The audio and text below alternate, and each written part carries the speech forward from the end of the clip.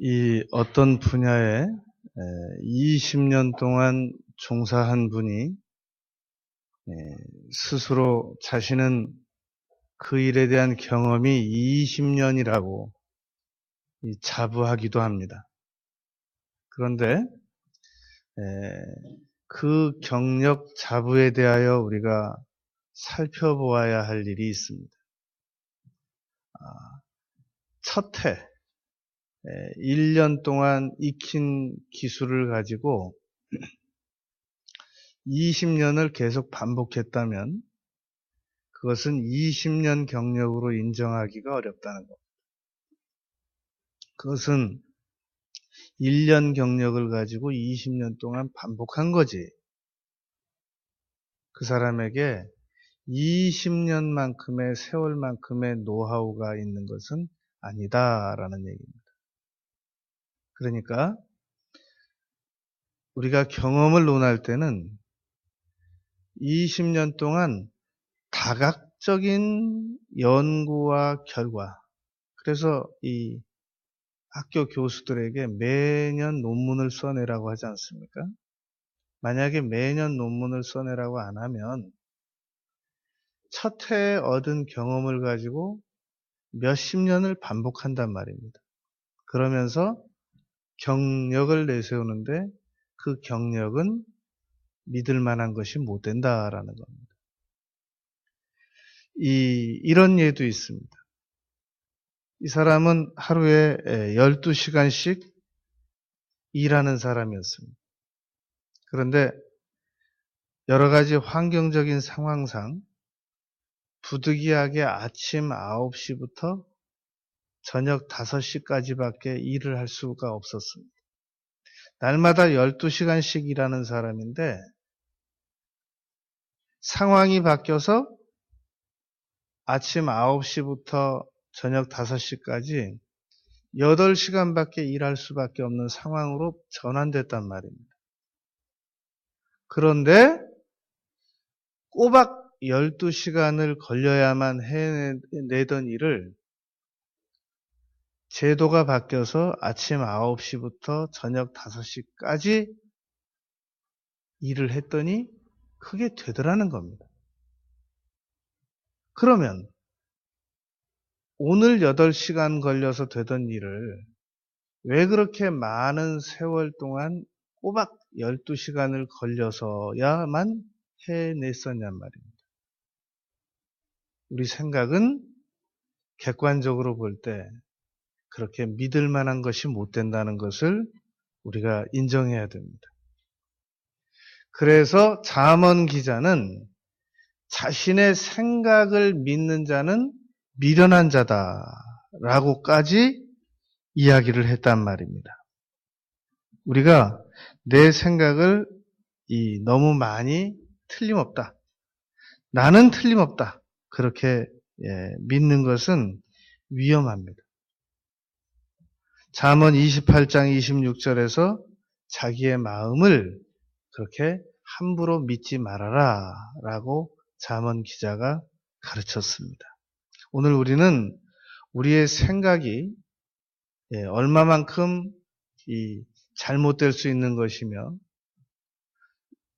시급히 교정받지 않으면 안 된다는 사실을 생각해 보려고 합니다. 첫째는 생각은 내가 하는 것으로 알고 있는데 과연 그러하냐라는 겁니다. 이 사람은 생각이 갑자기 딱 떠오르면 그 생각을 내가 한 건 줄 알기 쉽습니다. 내 생각은요. 그 어법으로는 겸손하고 좋습니다. 제 생각은요. 그런데 그게 스스로 자기가 의지를 가지고 생각해낸 것인 줄 착각한단 말입니다. 그렇지 않은 증거가 요한복음 13장 2절에 보면 갑자기 가룟 유다 마음속에 자신의 스승인 예수를 팔아야 되겠다라는 생각이 떠올랐습니다. 유다가 한 겁니까? 요한복음 13장 2절에서 마귀가 가룟 유다의 마음에 예수를 팔려는 생각을 넣었더니라고 기록하고 있단 말이에요. 그러니까 우리는 내 마음속에 어떤 생각이 떠오르면 즉시 분별을 해야 됩니다. 이게 하나님께서 주신 생각이냐, 나에게 넣어준 생각이냐, 마귀가 나에게 넣어준 생각이냐, 내가 스스로 한 생각이냐, 이걸 구분 지을 줄 알아야 된단 말입니다. 하루 중에 사람은 많은 생각을 합니다. 이 방송국의 그 라디오 채널을 보면, 또 TV 채널을 보면 많은 방송이 이 전파를 통해서 보내지고 있습니다. 그것을 어느 채널에 고정을 하고 보느냐라는 겁니다. 어느 채널에 고정을 하느냐, 그건 나의 선택입니다. 그러나 그 방송국에서 수십 가지, 수백 가지 이 전파로 보내는데 그 중에 하나를 딱 잡아놓고 내가 이 생각을 한 것이다 라고 주장하는 것은 무리다라는 겁니다. 너무나도 많은 사람들이 생각을 자신이 스스로 하는 것이다 라고 생각을 한단 말입니다. 이 니고데모가 예수님께 찾아왔습니다. 니고데모는 위선자였습니다. 무엇을 봐서 알 수 있느냐면 예수님께서 그때 당시 바리새인들은 위선자라고 말씀하셨기 때문에 니고데모도 위선자임을 알 수 있습니다. 그는 회칠한 무덤 같은 자였습니다. 어떻게 아느냐? 예수님께서 그때 당시 바리새인들은 회칠한 무덤과 같다고 정의하셨기 때문에 알 수 있단 말입니다. 그 니고데모가 찾아왔을 때 예수님께서 니고데모에게 변화받는 방법을 말씀하셨습니다. 성령을 받아서 거듭나야만 마음이 변할 수 있다라고 가르치셨습니다. 그러면서 바람이 임의로 불매, 바람이 자기 마음대로 불매, 어디서 오며 어디로 가는지 알지 못하는데 네가 그 바람과 같은 성령을 받아들이면 네 생각이 변화될 것이다 라고 가르치셨단 말입니다. 우리는 내 생각을 하나 둘 셋 의지적 결심으로 변화시킬 수 있는 것인 줄 잘못 오해하고 있습니다.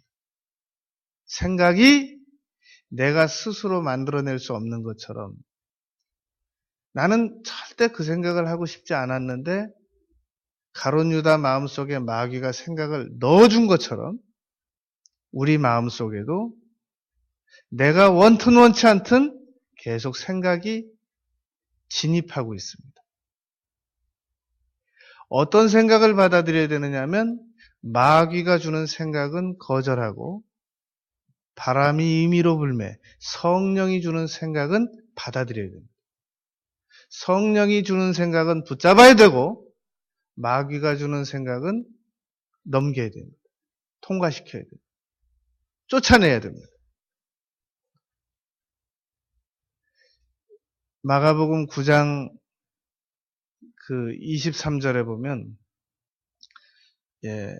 할 수 있다 라고 예수님께서 말씀하셨습니다. 그리고 그 귀신 들린 아이, 부리고 무리고 막 뛰어드는 아이 아버지에게 물었습니다. 이 아이가 언제부터 이렇게 되었느냐? 어릴 적부터니이다. 사람은 일단 태어나면 정말 어떤 어린아이는 너무 심한 애가 있어요. 막 서점인데도 온 몸을 바닥에 누워가지고 발버둥 막 치고 온 서점을 시끄럽게 울어요. 그런가 하면 너무 얌전한 아이들이 있어요. 그것은 그 아이가 스스로 얌전한 생각을 의지적으로 해서 얌전하고 막 발버둥 치는 생각을 의지적으로 해서 발버둥 치겠습니까?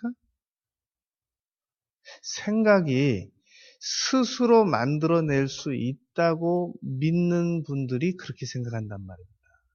아, 우리 아이는 도대체 왜 이러지? 진짜 왜 저렇게 애가 심하지? 그 생각을 우리 아이가 스스로 만들어낸다고 생각하기 때문에 그런단 말입니다. 생각은 아무리 고상한 사람이건 아무리 저질적인 사람이건 외부에서 오는 겁니다. 그것을 어느 생각을 붙잡느냐에 따라서 그 사람의 성품이 결정되는 겁니다. 이 작심삼일이라고 그러죠. 만약에 생각을 내가 하는 것이라면 내가 오늘 결심한 생각이 영원히 변치 않아야 됩니다. 이 밥을 많이 먹고 포만감에 이제는 내가 밥을 앞으로는 안 먹겠어. 그건 밥을 많이 먹었을 때의 생각이죠. 다시 저녁 되면 배고파진단 말입니다. 그러면 생각이 싹 바뀝니다. 아침에 이제 오늘은 더 이상 밥 안 먹겠다고 한 생각이 저녁 되면 다시 먹어야 되겠다라는 생각으로 변화된단 말입니다. 생각은 일정하지가 않습니다. 그 생각이 어디서 왔냐는 겁니다. 내가 생각을 주관한다고 하는 생각을 빨리 포기해야 됩니다. 생각은 내가 만들어내는 생각이 있고 성령께서 바람 불어서 가져다 주듯이 주는 생각이 있고 마귀가 주는 생각이 있구나. 세 가지입니다. 주로 무슨 생각을 많이 하느냐? 마귀가 주는 생각을 많이 합니다. 그래서 베드로가 예수님에게 주는 그리스도시요 살아계신 하나님의 아들이니다 라고 말하니까 예수님께서 칭찬하셨습니다. 너 그거 알게 하신 분이 성령이시다. 그런데 내가 이제 십자가지로 가겠다 그러니까 안 됩니다. 그러면 스승이 십자가지로 간다는데 그러셔야죠. 그래요 그럼? 안 됩니다. 라고 말렸더니 예수님께서 즉시 사탄아! 라고 꾸짖으셨단 말입니다. 잠시 전에는 베드로가 성령에 의한 마음을 가졌었지만 잠시 후에 다시 사단이 준 마음을 가졌단 말입니다.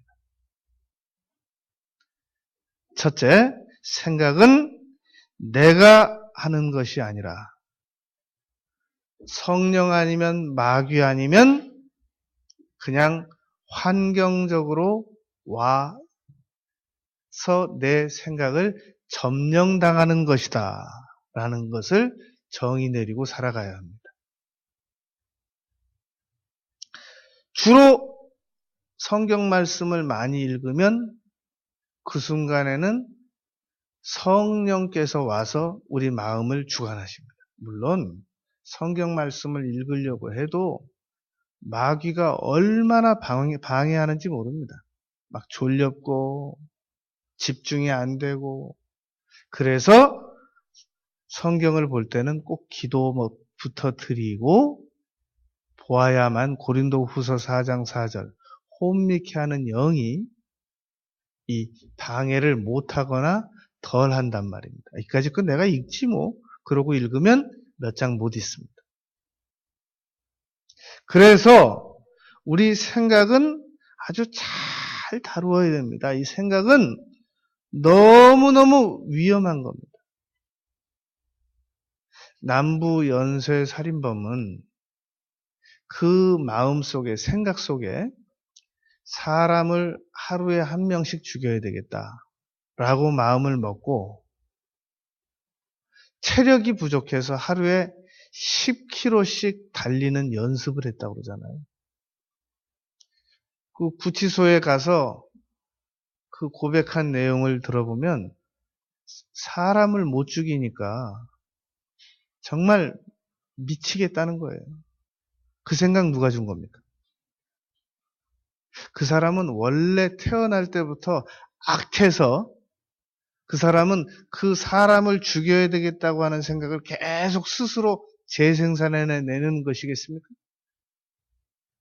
외부적 영향이 없이 스스로 나쁜 생각을 계속 만들어내는 것이겠습니까? 유독 그 사람만? 그러니까 마귀는 요한복음 8장 살인자입니다.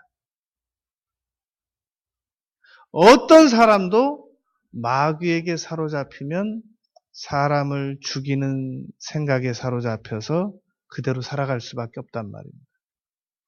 믿지를 않아요. 보통 사람들이 하나님의 말씀에 집중을 못해도 믿질 않아요. 이게 지금 내가 어떤 생각에 사로잡혀서 내가 지금 말씀에 집중을 못하는 건지 인정을 안 해요. 이건 내가 어제 피곤해서 그런 거고 지난 주간에 피곤해서 그런 거지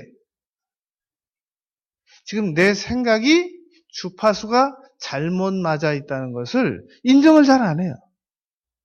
그냥 계속 그렇게 사는 거예요. 자기가 험하게 말하고 험하게 생각하면서도 이것은 지금 이 사람이 나를 기분 나쁘게 해서 그랬고 이 환경이 나를 마음을 상하게 만들어서 내가 그렇게 반응하는 것 뿐이지 자기에게 어떤 나쁜 생각이 진입하여서 그렇게 말하고 그렇게 행동하고 그렇게 생각한다고 믿지 않는단 말입니다. 그러니까 마귀가 속이는 겁니다. 생각은 외부적 진입에 의하여 이루어지는 것이다. 라고 인정하잔 말입니다. 믿어져야 하면을 하지. 조금만 믿는. 다시 말해볼게요. 생각은 내가 만들어내서 살아가는 것이라면 전부 좋은 생각만 만들어내고 싶지. 누가 불량 제품을 만들어내고 싶겠어요. 그런데 안 돼요, 이게.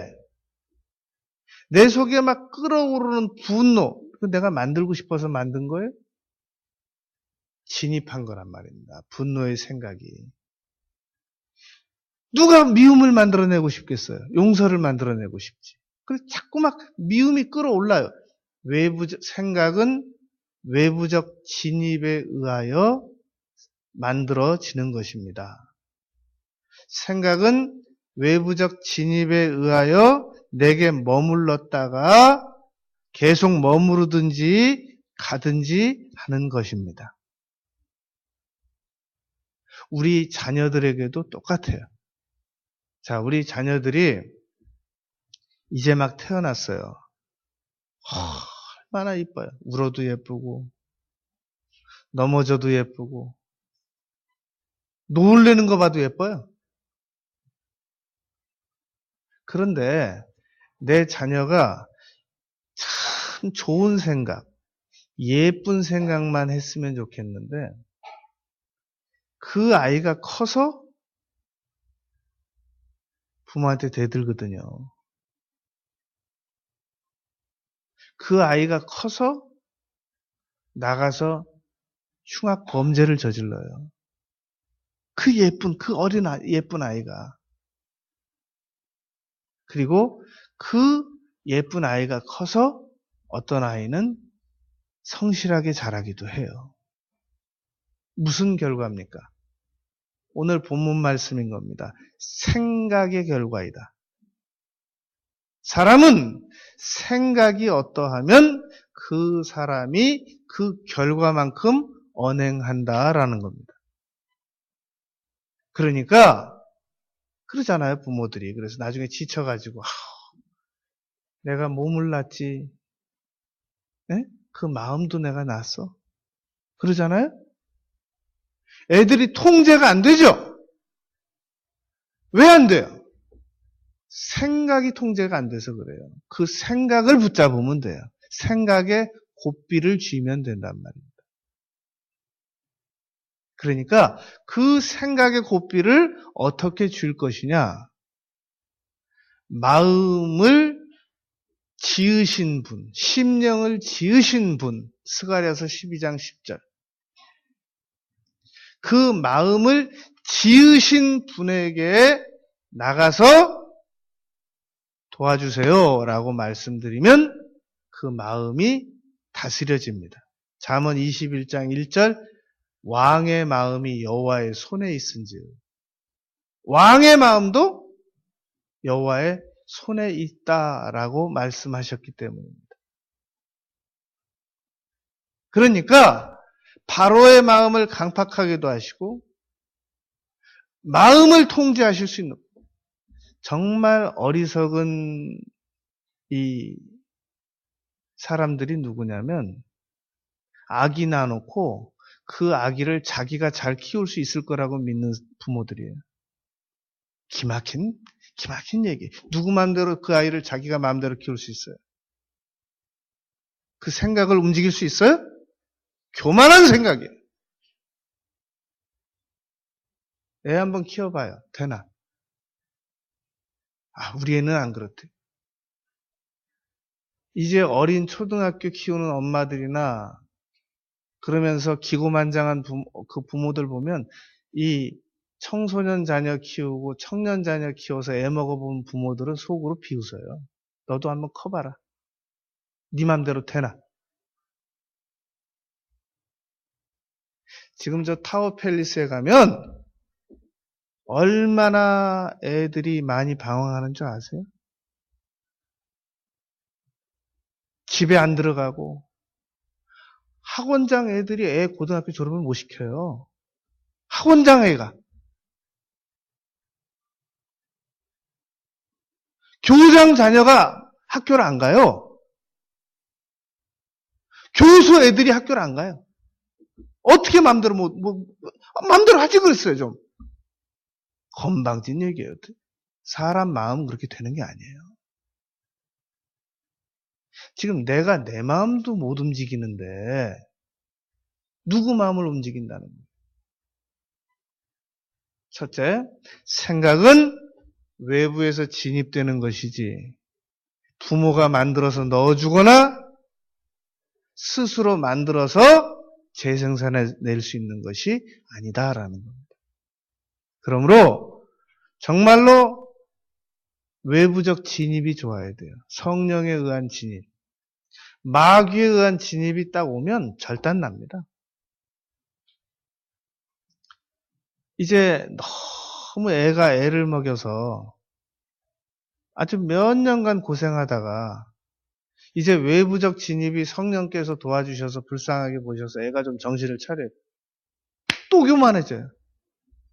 자기가 제대로 몇 년 교육을 시켰더니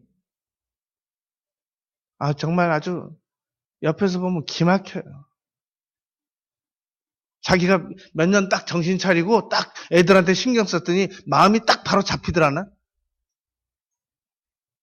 그런 게 아니에요, 그게. 생각이라고 하는 것은 외부적 진입에 의하여 마귀가 준 생각이 오래 머물면 그 사람은 망가져요. 성령께서 주신 생각이 머물면 훌륭한 그리스도인이 돼요. 근데 이게 교차하면 시험 들었다가 정신 차렸다, 시험 들었다, 정신 차렸다, 며칠 잘했다, 며칠 또 못했다, 그렇게 된단 말입니다. 자기 의지가 원래 강했대요. 그 사람이 예수님 안 믿잖아요. 두 번째, 그러므로 우리가 남은 생애 동안 생각을 정말로 잘 가지려면 하나님을 두려워해야 됩니다.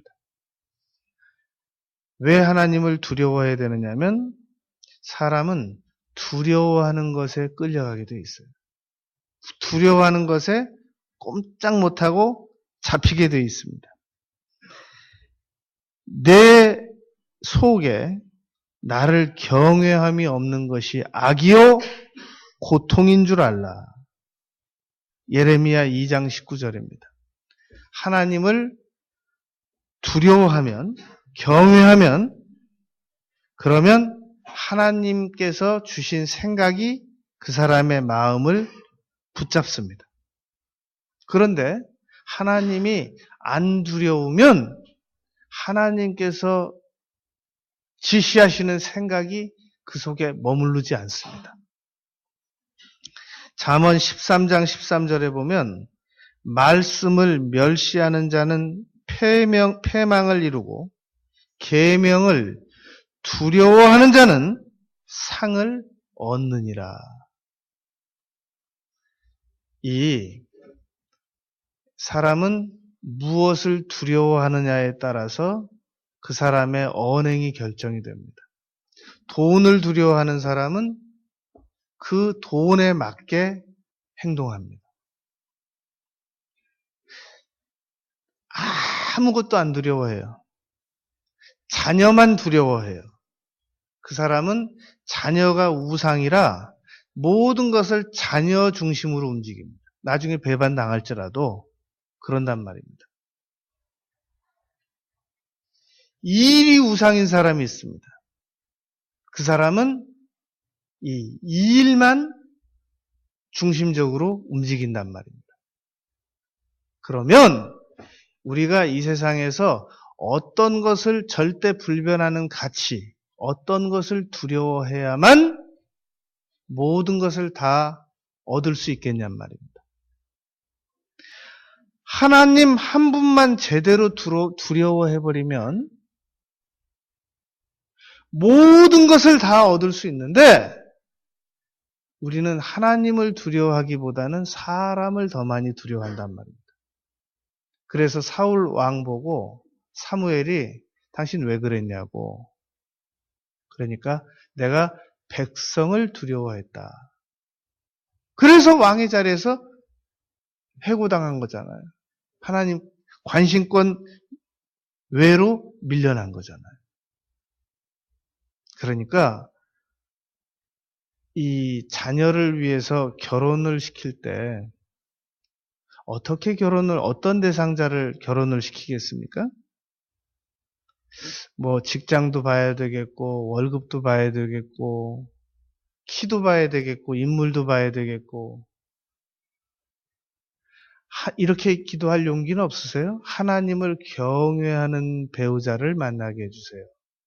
그것이 첫째 조건인 경우로 이 제시할 용기는 없습니까? 다 갖추었어도 하나님을 경외하는 마음이 없으면 안 돼요. 그런데 하나님을 아무리 잘 경외해도 갖춘 것이 없으면 갖춘 것이 많으면 되는 경우가 많아요. 지금 이 최근에 제가 상담을 한 분이 있는데 이 남편이 유학도 갔다 오고 영어도 잘하고 이 월급도 많이 받아요. 그래서 결혼을 했는데 함께 신앙생활을 안 해준대요. 그래서 이 어디서 문제가 생겼나 하고 짚어봤어요. 이렇게 봤더니 이 배우자가 신자라는 생각이 안 들어요. 그랬어요. 이 사람은 불신자입니다. 그랬더니 이렇게 얘기를 하는 거예요.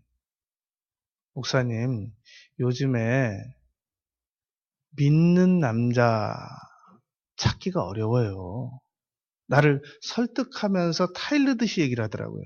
요즘에 믿는 남자들 구하기가 어려워요, 교회에서. 그래서 보통 이 교회 다닌다는 약속만 해주면 그냥 결혼해요. 나보고 아주 측은하다는 듯이 얘기하더라고요. 제가 얘기할게요. 딸을 시집은 보내야 되겠는데 믿는 남자가 없으면 그냥 데리고 살아요. 아멘을 할 수가 없죠, 절대로. 그냥 데리고 사세요. 계속. 40 먹어서도 안 생기면 그냥 데리고 살아요. 그냥. 50 40 넘어가면 그냥 데리고 살아요. 계속 같이 살아요. 그냥 그렇게 끝내요. 성경은 믿는 배우자가 아니면 결혼시키지 말라고 그랬어요. 믿는 자와 믿지 않는 자는 결혼이 이루어질 수가 없다고 그랬단 말이에요. 모르고 했는데 잘만 믿더라. 그거는 로또 복권 확률보다 더 어려운 거예요. 이런 분들이 있어요. 담배 피우면 오래 못 삽니다. 제 뒷집 할머니는 93세신데요. 담배 피우는데도 지금까지 건강하게 사세요. 로또보다 더 어려운 확률이에요, 그게. 아주 체질에 맞아서 그런 분인데, 그럼 그런 분 한 분 따라서 자기 몸에다가 담배 붓겠어요? 위험한 확률에 목숨 걸지 말고 성경에다가 인생을 거세요. 성경 말씀에서 믿는 자와 믿지 않는 자가 만나지 말라고 그랬으면 안 만나는 거예요. 이미 한 분들은 어쩔 수 없어요. 이미 한 분들은. 보통 그러잖아요. 내가 결혼해서 전도하면 결혼은 전도가 아니에요. 결혼은 계약이지. 한번 지금 결혼해가지고 남편 전도한 분들 얼마나 되나 한번 보세요. 통계 한번 내보세요. 교회 수십 년씩 다니는 부인들이 남편 전도 못하고 있어요. 하려면 벌써 했어야죠. 왜 못하세요? 그게 쉽게 되는 건 줄 알아요, 그게? 어떤 사람, 혹가다가 결혼했더니, 그냥 순순히 교회에 따라 나와주더라. 어쩌다가. 그런 위험한 확률에 인생 걸지 말란 말입니다. 근데 이게 전부 다 어떻게 이루어지느냐? 하나님을 두려워하면 이게 믿어져요. 그런데 하나님을 안 두려워하면 안 믿어져요. 사람이 귀를 돌려 율법을 듣지 아니하면 그 기도도 가증하니라. 아무리 기도 많이 해도 하나님의 말씀을 두려워하지 않는 사람은 그 기도가 가증하대요. 그러니까 두려워야 돼요. 이 사람을 만나서 딱 물어봐야 돼요. 당신 뭐가 두렵습니까? 저는 돈이 두렵습니다. 그러면 그 사람은 그냥 그대로 평가하세요. 전 우리 부모님이 두렵습니다. 그것도 좋은 얘기예요.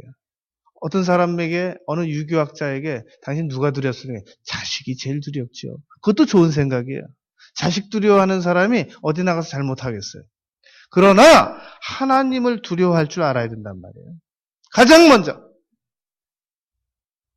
하나님을 두려워하지 못하면서 뭔가 다른 걸 두려워한다는 것은 그 두려워하는 것을 사실상 이용 가치로 생각하기 때문에 두려워하는 겁니다. 왜 자식을 두려워해요?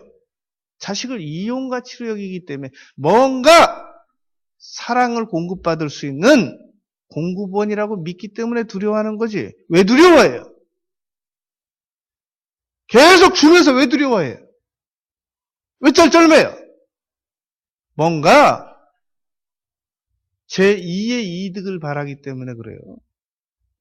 뭔가 관계 이상의 이득을 바라기 때문에 그러는 거예요.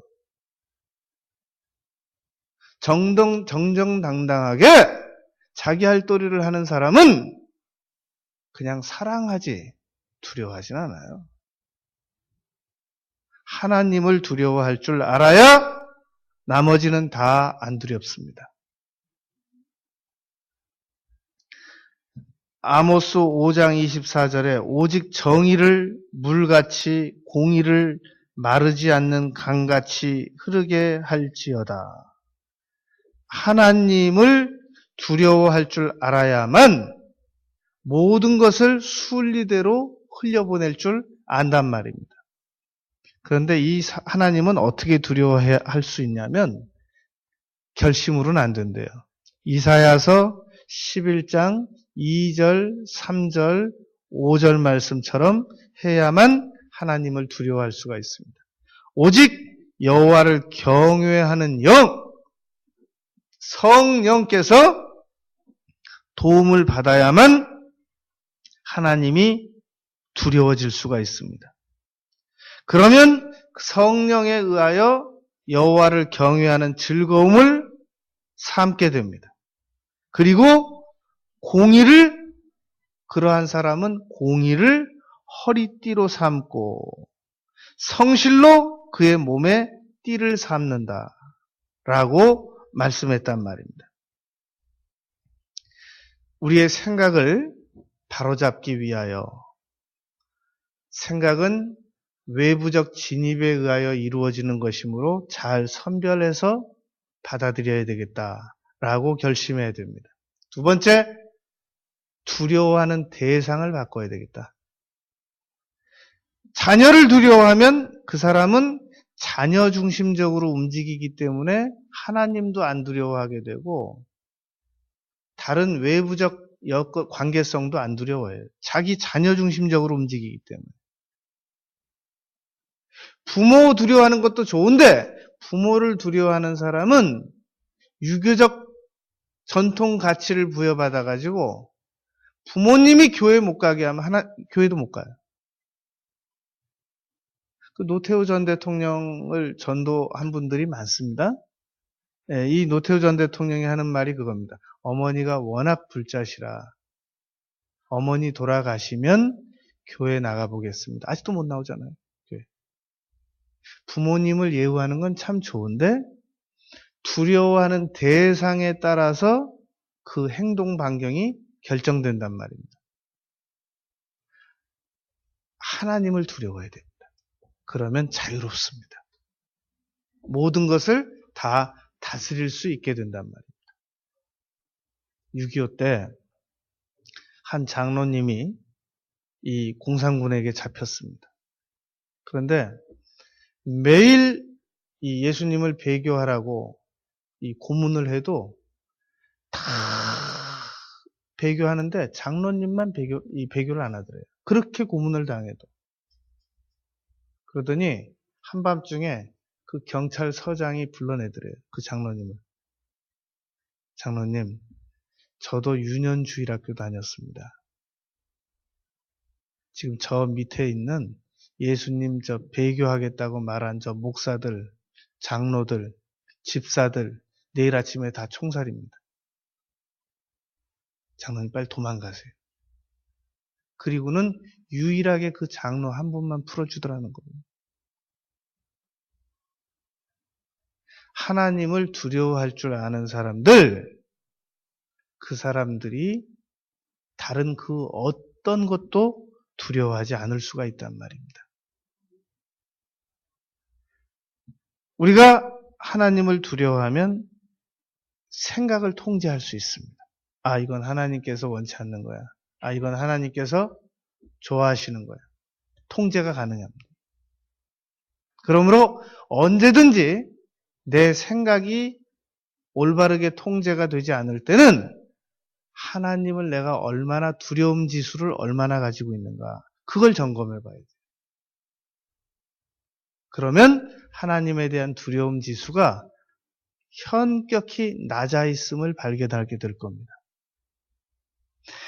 세 번째, 우리의 생각을 제대로 잘 다스리려면 하루 중에 하나님을 제일 먼저 만나 뵈 버릇해야 합니다. 제가 지난 금요일 날 철야를 하고 토요일 날 3시 13분에 눈이 딱 떠졌는데 그런 경우가 흔치 않아요. 눈이 딱 떠지는 순간 아모스 4장 12절 말씀이 딱 떠오르는 겁니다. 잠깐 깼는데. 그래서 이스라엘아 내 하나님 만나기를 준비하라. 이 말씀이 그 새벽에 12시 좀 넘어서 잤는데 갑자기 딱 떠오르는 거예요. 그래서 하나님께서 제대로 만나 주시려고 예비하라고 하시는가 보다. 그러면 기도 강도도 좀 높이고 그래야 되겠다. 그리고 다시 잤어요. 다시 토요일 날 생각해보고 오늘 새벽에 다시 생각해보니까 그게 아니에요. 매일매일 매 순간 하나님을 가장 먼저 만나기를 준비해야 된단 말입니다.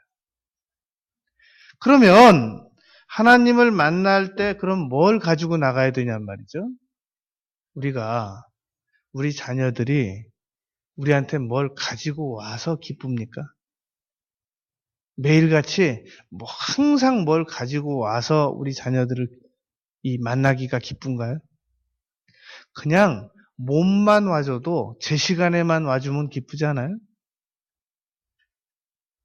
하나님 만나기를 예비하라 이 말씀은 우리가 눈 뜨자마자 하나님 먼저 생각하고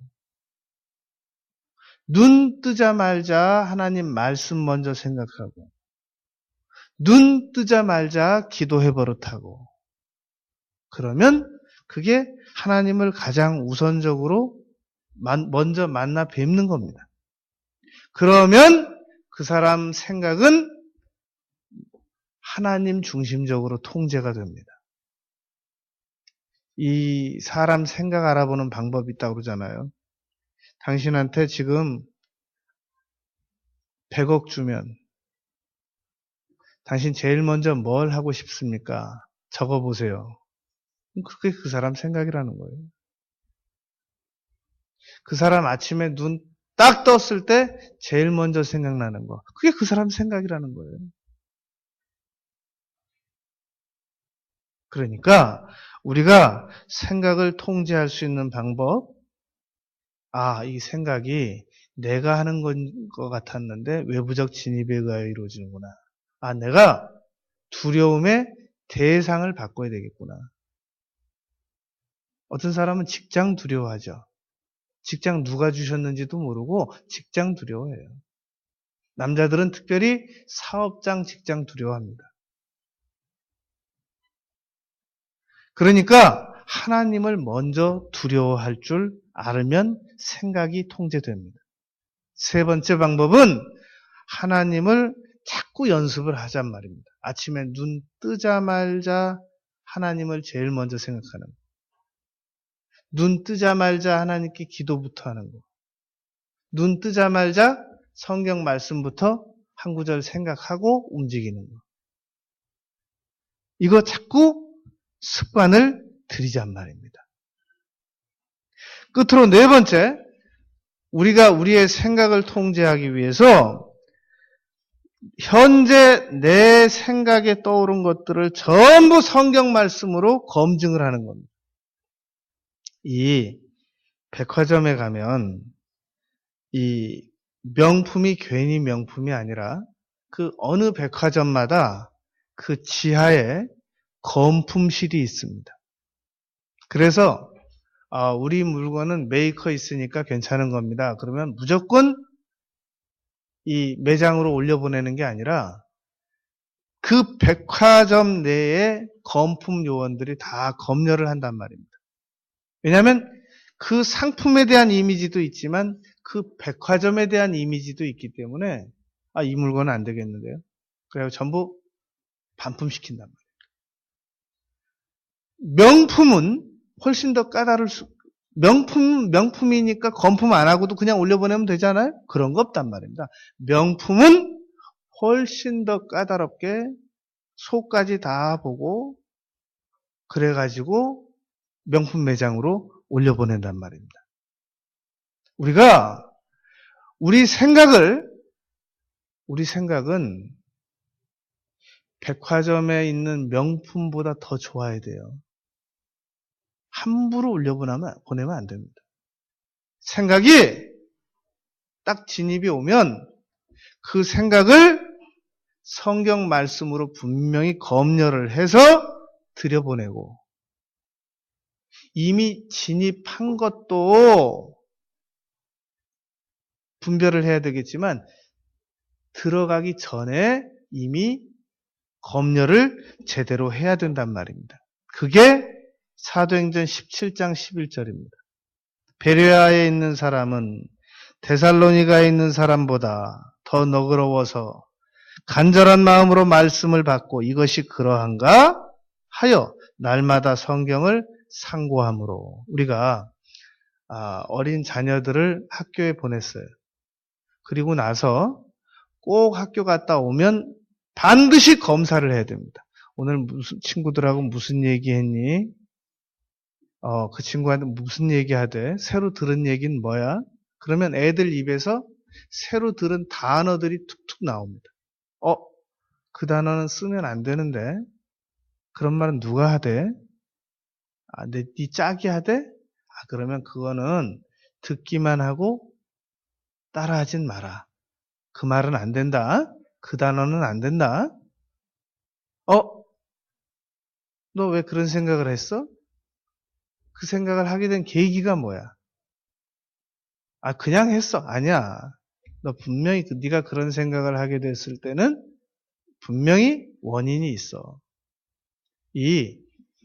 우리 성도님들이 시험이 들죠. 그냥 자기가 들었다고 그래요. 그러나 잘 검사해보면 벌써 그 근본이 나와요. 이유가. 자기보다 잘 사는 친구하고 대화하다가 상처를 받았다든지, 누군가를 부러워했다든지, 자기 신랑보다 더 나은 신랑을 보고 부러워하다가 시험 들었다든지 벌써 딱 나와요. 검열해보면 나온단 말이에요. 사람은 생각을 그냥 하지 않습니다. 그러니까 엄마들이 얼마나 바빠야 되는지 몰라요. 엄마들은 집에서 밥만 해가지고 안 돼요. 빨래만 해가지고 안 돼요. 아빠들은 밖에 나가서 바쁘기 때문에 애들의 생각을 MRI로 촬영할 수 있는 사람이 엄마들이란 말이에요. 그래서 지금 미국의 그 백악관의 많은 고임금자들이 과감하게 일을 포기하고 자녀들에게로 돌아가요. 자녀들은 태어나서부터 두 눈, 동영상 촬영이 이루어져요. 전부 촬영합니다. 온 집에 있는 거 다 촬영하고, 온 친척들 다 촬영하고, 밖에 나가서 초등학교 왔다 갔다, 유치원 왔다 갔다 하면서 다 촬영하고, 초등학교 왔다 갔다 하면 다 촬영하고, 그 동영상은 잊혀지지도 않아요. 다 듣고, 다 녹음하고, 무섭습니다. 그걸 우리 엄마들이 다 분석을 해야 돼요. 그래서 이 아이에게 유익한 것은 지우고, 살리고, 무익한 것은 빼고, 지우고, 보혈로 씻고, 징계하고, 안 떨어져 나가는 건 책찍으로 때리고, 그래야만 그 생각이 바로잡힌단 말입니다. 우리 생각을 바로잡지 않으면 우리는 실패할 수밖에 없어요. 잠깐 괜찮아 보이죠. 다윗은 하루에 7번씩 하나님을 찬양하던 분이었습니다.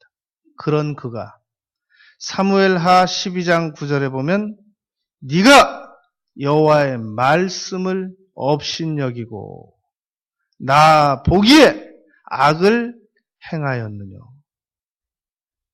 하루에 7번씩 하나님을 찬양하던 사람도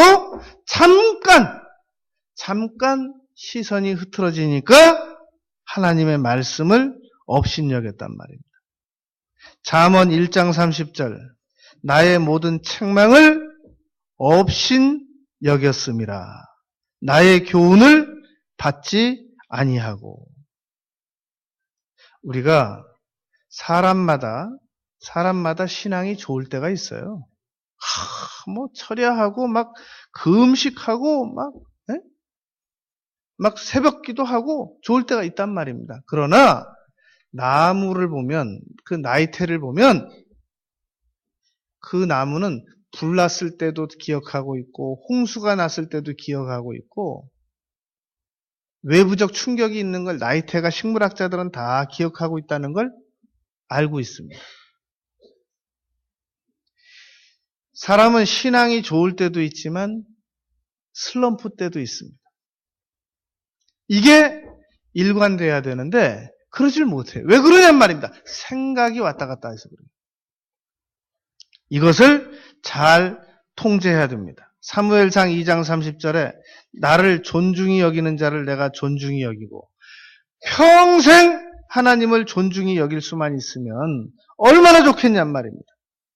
그런데 평생 존중히 여기질 않고 어떤 상황 때는 환경이 좀 바뀌면서 하나님을 무시하기 시작해요. 홍수는 잠깐 왔다 가도 그 피해는 평생 갑니다.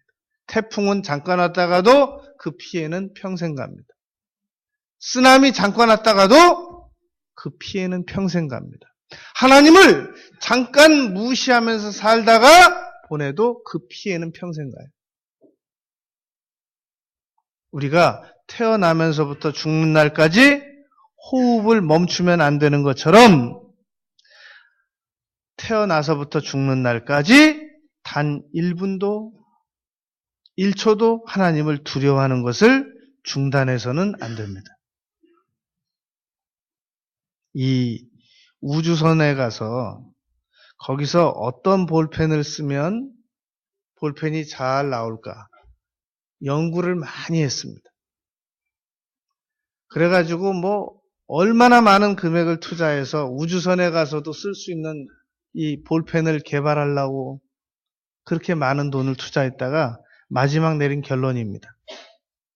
그냥 연필 쓰기로.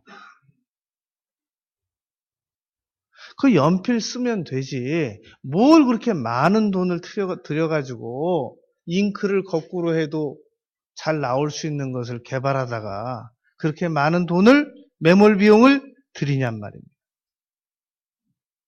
우리는 하나님만 잘 믿고 경외하면 모든 축복을 받을 수 있습니다. 근데 뭘 또 다른 걸 연구하냐고요.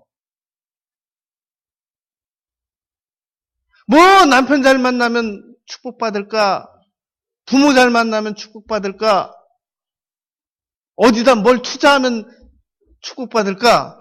왜 그런 쓸데없는 연구하다가 매몰 비용 많이 들이냔 말입니다. 그냥 하나님만 경외하면 하나님께서 남은 생애 동안 축복해 주신다고 약속하셨어요. 신명기 6장에서 네가 짓지 않은 집, 네가 심지 않은 거 다 주시겠다는 거예요. 우리가 생각을 교정할 수 있는 방법이 있습니다. 생각이 외부적 진입에 의하여 이루어진다는 것을 잊지 말고 늘 경계하면서 하루하루 조심해 살아나가는 겁니다. 그리고 하나님을 두려워하는 겁니다. 그리고 항상 제 1순위로 하나님을 만나 뵙기를 예비해 드리는 겁니다.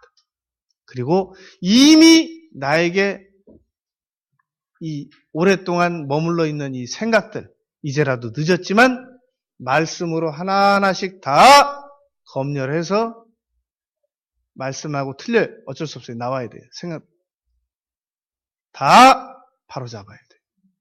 이제라도 교정하는 겁니다.